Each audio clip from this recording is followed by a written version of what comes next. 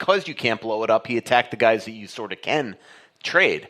But you can't blow it up when you have a bunch of untradeable contracts. And the other thing that makes no sense is there's no such thing as a teardown anymore because the rules are different from years ago when Pittsburgh was getting Crosby and they were getting Kane and Taves and all these. Pittsburgh had 3 first overall picks in 4 years. Malkin was second, but Fleury and Crosby. The rules were set that if you finished last, that you were most likely going to wind up with the first pick. It's not that way anymore. I mean, we just saw this year, teams win the lottery that all of a sudden look at Chicago. They shouldn't have been where they were, but they won it. So the tanking thing, the league has tried to get rid of that, and so the whole blow it up thing is just to me unrealistic. Good questions. We appreciate it. Can't do it. Thank you. Go to tinshedmn.com and you will find out all their specials. They have kids eat free all day, every day. They always have kind of a daily deal. They have 2-for-1 happy hours, $5 happy hour drinks, $5 happy hour appetizers, 2-for-1 all day, every day on Michelob Golden Light and Coors Light pints. A bunch of coupons on their website. If you go to the deals tab, tinshedmn.com down here in Savage. Check it out. Let's do some Twitter questions. Feel free, though. We do prioritize people who actually come out to the show, so if you have a live question, come right up, and we'll get to you. MJ asks how your mom's doing. Good. New dog. How's the new dog working out? Seems still around. So that was a great interview. That was awesome. She looks like a dust mop right now, though. She needs a haircut. Your mom? No. Okay. Just checking. Yeah. Mary says for Brandon to hang in. This next car won't get stolen for a couple mom months. line is hopefully Margot LaPanta is listening, but my mom's like, I love the pictures of Billy Guerin's family. They just seem so lovely, like the LaPanta's kids. And I'm like, oh, so nice. It's pretty hard to disagree. Yeah. The LaPantas are a good-looking family. You have to admit that. Yeah, thanks to Margot. From Dennis Sundley. Oh, nope, a different topic.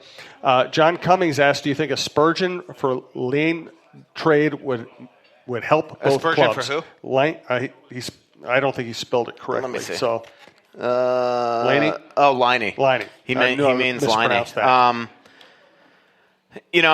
I don't see something like that happening, but...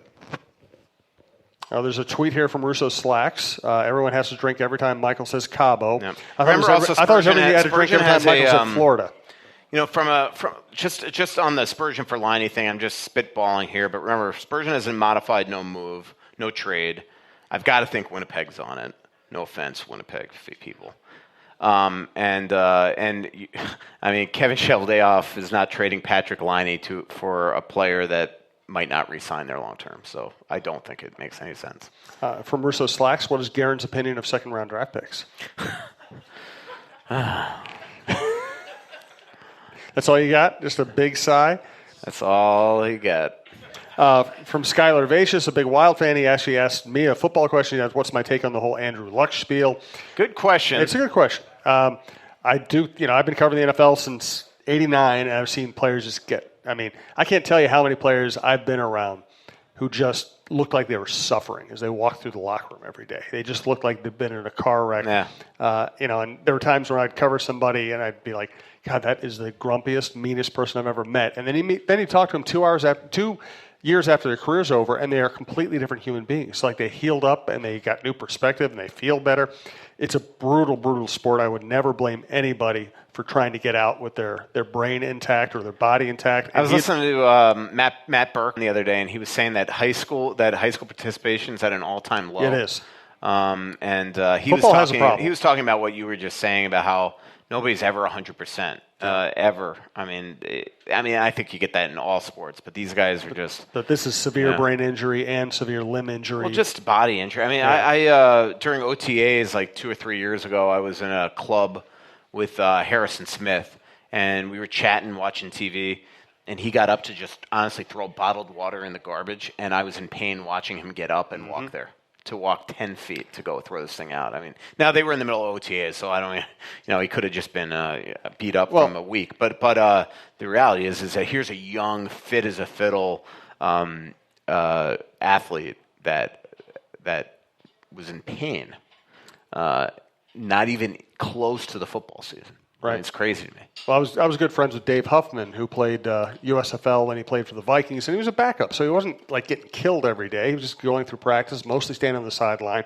And after his career's over, he was living in Chicago. Went down there, we played some golf, and he just slammed pills before he played golf. We went out and played golf, slammed pills afterward, and he said the hardest part of his day was getting out of bed in the morning. He had trouble getting out of the bed in the morning. That's what Burke was saying that is interesting that you never think of as an average fan or media person, is just that, like, when you're hurt as a player, or especially a concussion, that first minute when you open your eyes in the morning, how you consciously, all right, how do I feel? Yep. Like, you almost have to, and then it's just the most ejecting feeling if you feel like crap again. And it's like you never think like that, but if if you really think about it, it would absolutely make sense. Your most content, pain-free time is while you're sleeping, and then all of a sudden you're conscious, and you are that first analyzation. All right, am I better or am I still hurt? And then if you're hurt, how mentally that could become draining for on and on and on and on.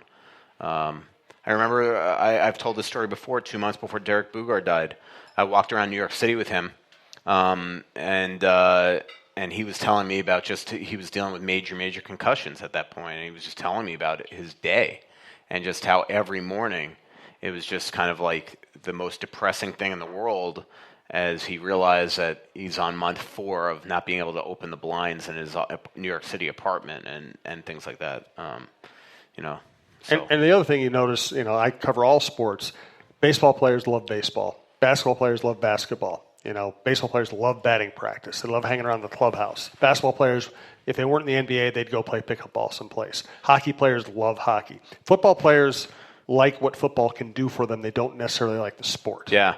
It's funny you said that. I was yesterday at Braemar. I was shooting the breeze with Billy Guerin, and he was like, you could just tell he wanted to jump on the ice. Mm-hmm. It was just like he loves summer hockey. He turned to me at one point. And he goes, not one of these guys are getting a paycheck right now, and just look at them. Look how much they love what they're doing right now. Yep. He goes, this is what it's about right now. Because it's cool in 2 weeks when training camp starts, but look at the love that they all have for the sport. And you could just tell that he wanted to go out there. So the other one angle I'll bring up about the luck thing is typical of the NFL, typical of the Indianapolis Colts. They kind of lied to the public constantly about his injuries, severity of his injuries, and I'm disgusted that people would boo Andrew Luck as he's walking off that field for the last time. But I think a little bit of the discontent was based on the fact that they got lied to. They bought season tickets thinking that Andrew Luck was going to be playing the whole season. Yeah. And so I'm not saying they should have booed. I'm saying that there is something there that the Colts are responsible for. Yep. Skylar Vicious always asks the questions. Good questions. That gets us going. Not to. That's how I feel on and the first person that jumped in my head was Zach Parise. Part of my job also is to from that, what you just said about the Colts is it's fraudulent. You're trying to, you're hiding injuries so people buy their tickets, and then all of a sudden, boom, the player they're buying tickets to see is not there. And that's how it's like when Zach Parise was going through his issues with his back a couple years ago at the beginning of the season, and I knew that he was going under the knife, and I was writing it, and the Wild were not even the business people, but the hockey ops people. So Chuck and those people were pissed that I found out about it and was going to write it. That was how I felt. Yeah. Like they're opening the season. These fans are coming in optimistic. They're about to spend a fortune on tickets, and they're hiding the fact that Zach is in major dire straits and can't even tie his shoes or has to eat standing up anymore. And part of my job is to report that. Mm-hmm. Like it's not to help you guys sell tickets in that case by not being honest with the truth. And it was the same thing before the playoffs that year. I mean, God, the fight that I got into with Chuck. When I found out that Parise was was not going under the knife, but when this is the year before, was not going to be available for the Dallas series, and how pissed he was. Now he was more angry from I think more of a competitive point of view that the Stars are going to know that he's out, but it is not. Again, I write for the fans. They've got to know that Zach Parise is not available for him. It's the same reason. Like I broke the story that Tyler Seguin wasn't in Minnesota for games 2 and 3 with the Achilles stuff. Dallas was hiding that, and I reported it. I mean, that's just the job. Absolutely. So. And when I was a beat writer, those were the biggest fights I had were over injuries, revelations. Johnson from Wisconsin asks, have you heard anything about hockey ops improving the in-game experience a la Vegas? This is one of the worst in the league, in his opinion. I mean, they are. I don't know exactly what they're doing. I'm actually planning on having that conversation with somebody that works for the Wild here in the next couple of days, maybe even tomorrow, actually. And I will have a story at some point on a lot of things that's going to happen with the team from a off the ice standpoint. From that stuff, game ops, broadcasting. There's going to be a lot of interesting things to write about here in the next couple of weeks. From Greg on Twitter, since Guerin isn't in a rush to make any front office hires, does that mean the Wild are stuck with a one-man analytics crew for the rest of the season? Well, I don't know about that. I think that's the type of thing that he can probably improve on. But again, I mean, to me, you got to get the right people, right? I mean, you can't just hire anybody. So that is something that I think that he's well aware that he's got to improve on for a little while. Let's see, from Austin Allmendinger. I think that's him back there. Oh, well, can't. Oh, hey, you can't get away with a tweet. You got to come up here and ask another question. Come on, can't tweet from inside the tin shed. Breaking all Vicky the rules. asked 6 questions a show. You can come up. I just wanted to hear Jim try to pronounce Allmendinger. And you got me. Worth it. That is my kryptonite, man. He can't even pronounce line. I know. He thought he was going to get that right. It wasn't spelled right. I know. That confused me. Just saw an article the other day about all the things coming to player tracking and all that. Kind of you touched on it just a second ago, but what do you see for like in-game experience possibly? Do you think? I don't know. I'm excited, but to get to the previous person's question, I do think that this is why you have to have a real quality analytics crew working for you, because these teams and media are about to get dumped with just a ton of information. And you need to have really bright minds in your front office, and preferably helping me, right, that are going to be able to parcel through what's relevant and not relevant, what can help you make decisions, what can't help you make decisions, what can help the coach make decisions and not. And so, the way that I understand, I mean, JT Bourne, who, his dad played in the NHL, played for the Islanders, one of my favorite players. He wrote that story for us at The Athletic, and it was fascinating, and I was reading this. And it'll just be interesting how much information we get off the hop, because I talked to somebody with the league today that said that it might not be, that it might not be ready for right away, that they just want to get this right. But I do think that we are going to get just, we're going to know where players go on the ice, quadrants that they go, where guys are, exact amount of times that they might have the puck. I mean, there's going to be just so much info that we're going to get that I think it's going to be fascinating for all of us, and then for somebody like me, understanding how to really understand it. Craig Huston has a podcast that's coming out this week here with Andrew Thomas, who's one of the co-founders of War on Ice that worked for the Wild the last 4 years, that was just let go by the person that used air quotes as an expert to describe him. And that one will be fascinating, because that's part of his new gig is really cool, and I'll let him break it on the podcast. But he works for an external non-NHL enterprise that's going to kind of help parcel through this. I'll just let him explain it. But if you care about that stuff, you'll like that podcast. Yeah. Is that something you think you'd use in your writing at all? Well, I hope so. I'm not very bright, though. That's my line. Yeah. I've been trying. This is where it's like sometimes it's like I don't feel like I'm old, but I do feel like I'm a dinosaur in this stuff. Like there's just certain parts, certain analytics that I either don't understand, or two that I just roll my eyes at. And one is puck possession, by the way. I just think it's ridiculous. Some of the things that it's just used as gospel. When it comes to that stuff. But I will say I've been trying. I mean, I want to do a story on the two twins here in the Twin Cities that run Evolving Hockey.